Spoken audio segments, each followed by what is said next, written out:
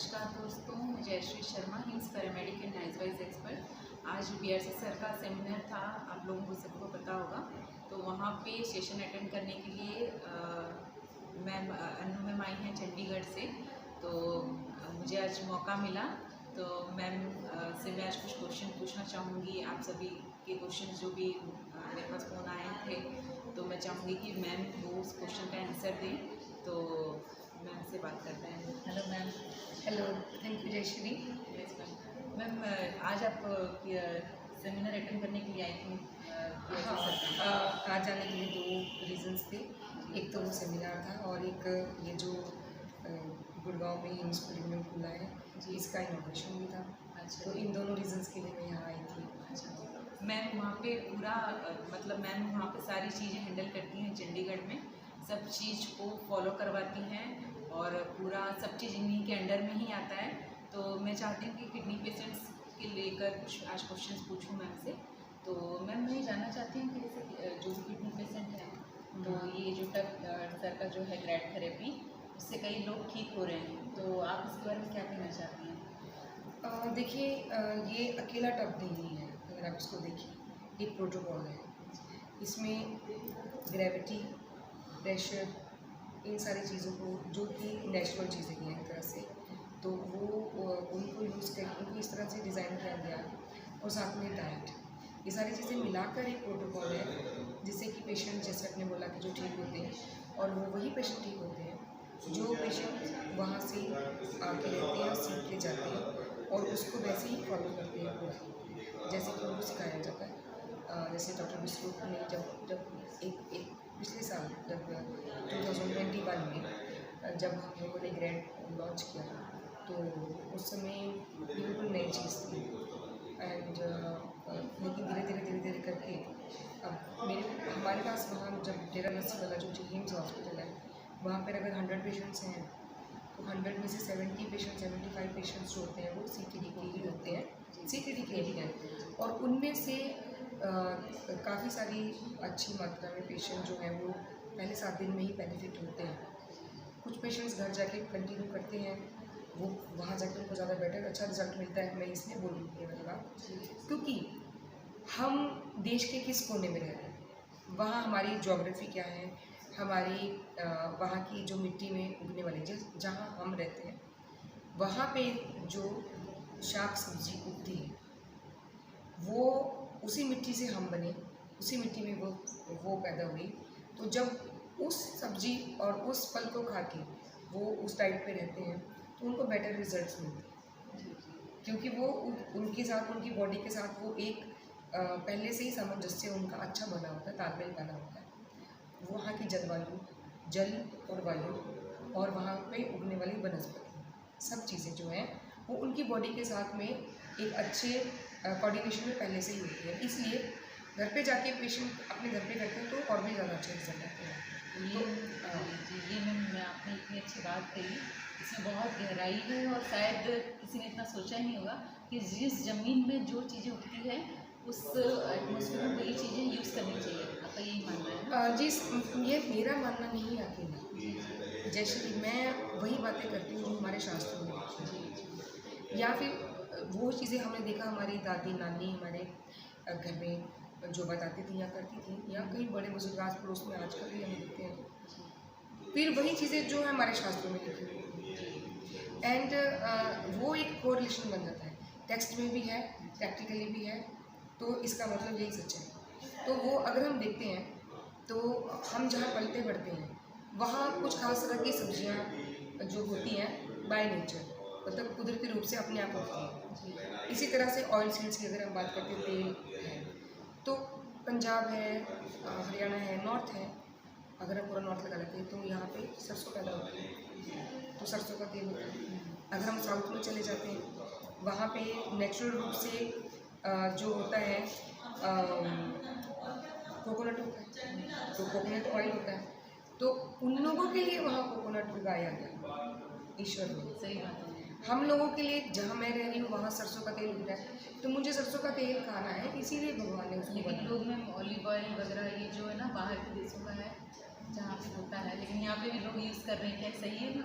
देखिए ऐसा ये बिल्कुल गलत है, मैं तो यही कहूँगी। जी वो उसका कारण क्या है, जब हिम्स में हमारे पास पेशेंट आते हैं, वहाँ रहते हैं, उनके साथ में भी हमारे सेशंस होते हैं, डेली क्लास होती है वहाँ पे भी, तो उनके उनके साथ में भी जब बातचीत करती हूँ तो मैं इन्हीं बातों के बारे में बात करती हूँ जो अभी आपके साथ कर रही हूँ, क्योंकि ये बातें सुनने में छोटी लगती हैं, लेकिन इनको नहीं करने से या इनको बिल्कुल डिस्टॉर्ट करने से जो हमारे शरीर पर इम्पैक्ट होगा, या इनको सही तरीके से फॉलो करने से जो हमारे शरीर पर इम्पैक्ट होगा, वो बहुत बड़ा है। जहाँ पे हम पैदा हुए हैं वहाँ पे जो अगर वो गर्म प्रदेश है, जैसे अभी राजस्थान की बात कर लूँ, वहाँ मिर्ची होती है, लोग वहाँ मिर्ची खाते हैं, ठीक है, क्योंकि वहाँ की जो टेम्परेचर है, जो पानी वहाँ कम है, एंड उसके हिसाब से बकरियाँ वहाँ होती हैं, ठीक, वो बकरी का दूध देते हैं, वो उनको ठंडा लगता है अंदर से, एंड मिर्ची खाते हैं वो लोग। उन लोगों के लिए वो चीज़ें, वो डाइट जो है एक स्टेपल डाइट की तरह रहती है ना, वो एक दिन में नहीं आई। जैसे साउथ इंडियन का जो खट्टी चीज़ ज़्यादा खाते हैं, खट्टी खाते हैं, या हम लोग नॉर्थ में एक तरह का हमारा कुछ भी, अगर हम मिलेट्स की भी बात करते हैं तो अलग अलग प्रदेशों में अलग अलग तरह के मिलेट्स होते हैं। तो अगर हम लोग क्या करते हैं, हम लोग कैसे खाते हैं, देखिए हम लोग खाते हैं, टेस्ट लगता है एक टी, मतलब मैं 4 टीज़ की बात करूँ जी, 1 टी फॉर मुझे टेस्टी लगता है, या टी को टंग बोल रहे हैं, हम अपनी जीभ के स्वाद के लिए खाते हैं, ये मुझे अच्छा लगता है, मेरा स्वाद है, मैं इसलिए खाऊंगा। दूसरा टी है ट्रेंड, उसको मतलब मैं उसको भेड़चाल बोलती हूँ, एंड उसको क्योंकि सब कर रहे हैं, या उसने किया मैंने भी करना है ना। करीना कपूर ने ऑलिव ऑयल खाया तो मुझे भी खाना, ठीक, उसकी प्रकृति अलग है, आपकी प्रकृति अलग है, उसकी अंदर की बॉडी आपकी अंदर की बॉडी से डिफरेंट है, जैसे हम बाहर से डिफरेंट हैं ऐसे ही हम अंदर से डिफरेंट हैं, तो वो हम ट्रेंड्स फॉलो करते हैं। कुछ आजकल अगर मैं देखती हूँ, आजकल की जो जनरेशन है उनको पीयर ग्रुप प्रेशर्स होते हैं कि कूल नहीं लगेंगे, ये नहीं खाएंगे तो लोग बोलेंगे कि ये कूल नहीं है, ये आउटडेटेड है, ऐसे है, एंड वो उसी प्रेशर में खाते हैं, उनको टेस्ट डेवलप हो जाता है। तीसरा टी जो सबसे डेंजरस है वो है टाइम।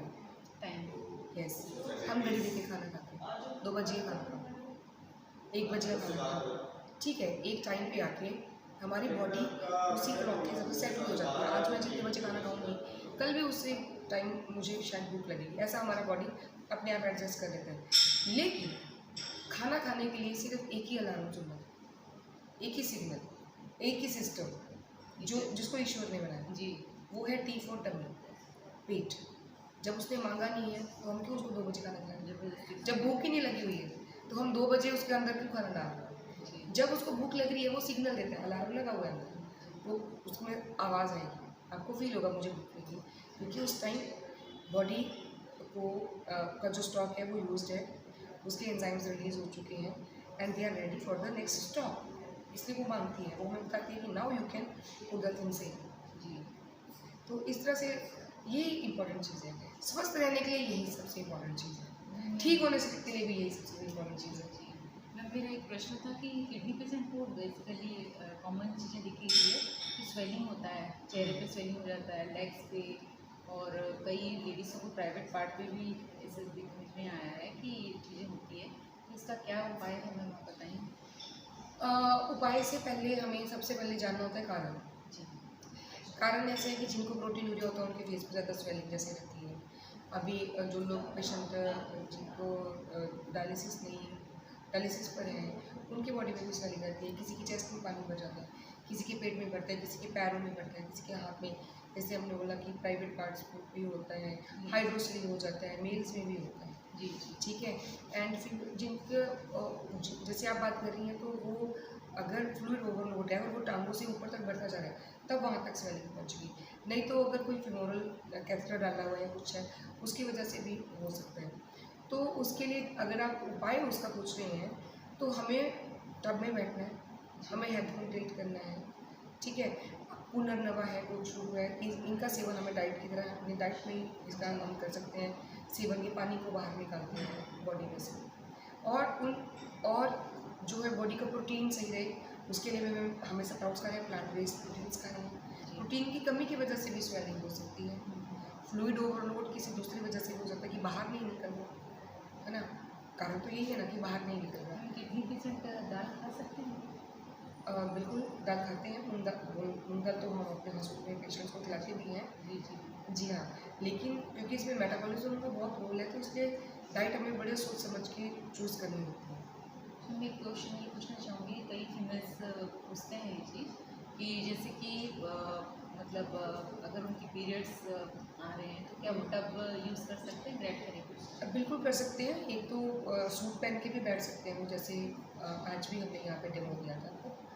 एंड दूसरा एक और टेक्निक है, वैसे तो टेम्पोन्स आते हैं जैसे, लेकिन टेम्पोन्स को तो मैं प्रेफर करना नहीं बोलूँगी उसकी जगह, क्योंकि वो इंजरी भी कर सकते हैं, तो वो इनसाइड ही प्लेस हो जाते हैं, इसलिए ब्लीडिंग बाहर नहीं आता है। तो हम उसमें बैठेंगे, उल्टा उसे हेल्प होगा, उससे ब्लड सर्कुलेशन इंप्रूव होगा।